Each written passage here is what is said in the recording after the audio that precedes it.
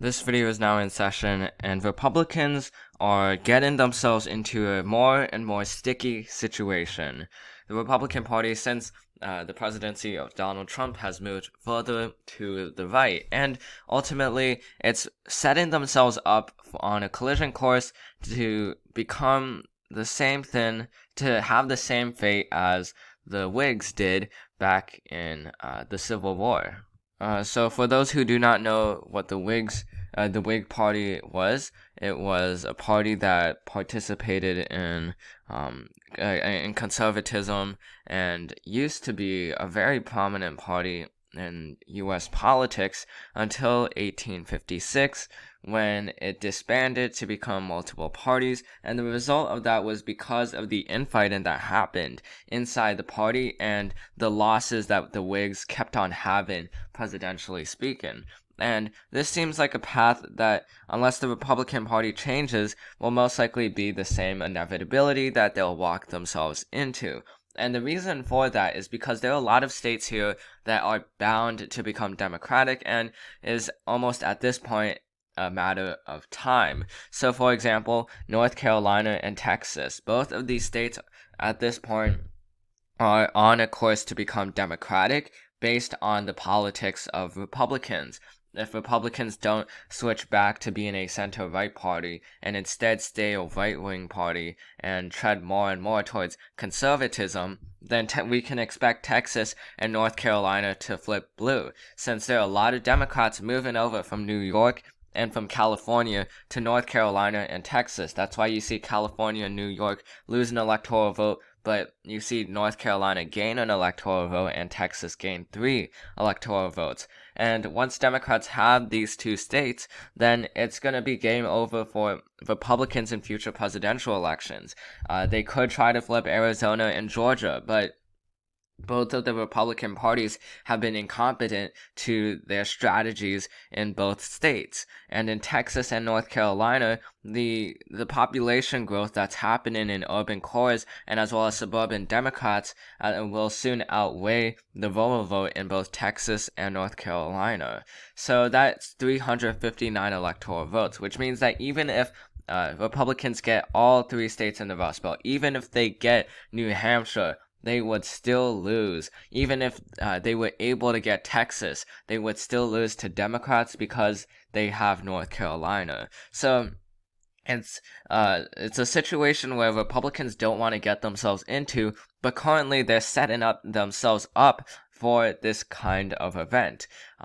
Even if they had Minnesota, even if they had Illinois, let's say they had Nebraska 2nd District, Maine, all of Maine's electoral votes, that's still not enough for Republicans because Democrats will have Texas, North Carolina, Georgia, and Arizona. So, that was only presidentially speaking. Now, let's take a look at the Senate and take a look at the reflections from that.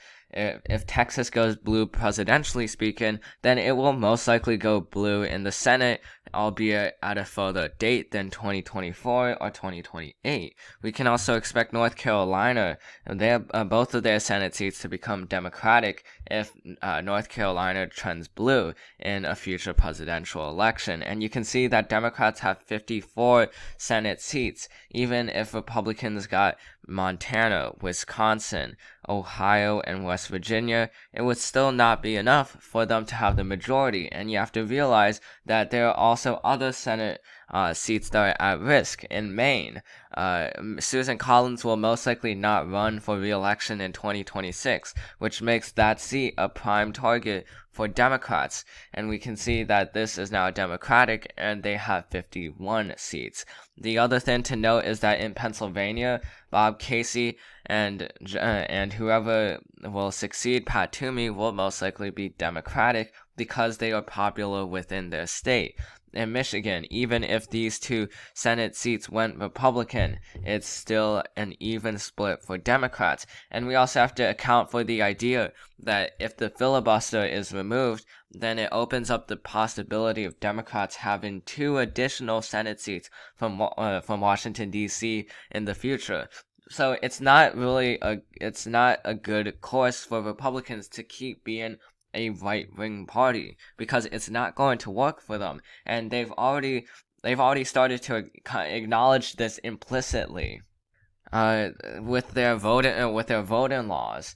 A lot of them call Republicans' voting law as voter suppression, including the banning of water, the banning of, I guess, handing out water in voting lines in Georgia. That's a law that Republicans have passed. So if you're in Georgia, you can no longer receive water, or you can no longer give water to anyone waiting in line, because supposedly that is a form of that is a malicious form of trying to shape the voters' perception and trying to change the voters' vote. So if they have to rely more on that kind of those kinds of rules, if they have to rely on gerrymandering in order to win, then it shows that they are not in a good position, because eventually the Democratic Party will still take over because of how they've demonstrated to have the majority even under these kinds of rules. Although it took some time, Democrats got the House in 2018, even with the gerrymandering and voter suppression laws that Republicans brought on. Now, the Democratic Party is it's not perfect at all, but at least they are trying to broadly appeal to more voters than the Republican Party, who is primarily appealing to Trump's base.